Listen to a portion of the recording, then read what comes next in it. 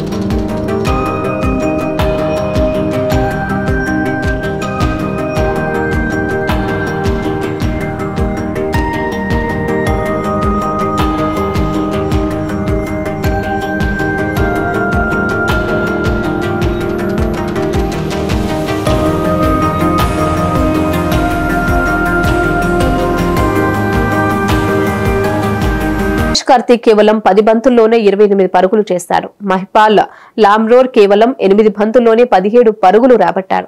వీరిద్దరూ గట్టిగా నిలబడటంతో బెంగళూరు జట్టు విజయం సాధించింది. హర్షదీప్ సింగ్ వేసిన 18వ ఓవర్లో మహిపాల్ లామ్రోర్ చెలరేగారు. ఒక 6 ఒక 4 బాది జట్టు స్కోర్ ను పరుగులు పెట్టించాడు. ఇక 19-20 ఓవర్లలో దినేష్ కార్తిక్ చెలరేగాడు. 19వ ఓవర్ వేసిన హర్షల్ పటేల్ ఎటువంటి ప్రభావం చూపలేకపోయాడు. దినేష్ కార్తిక్ ఆ ఓవర్లో ఏకంగా 13 పరుగులు రాబట్టాడు.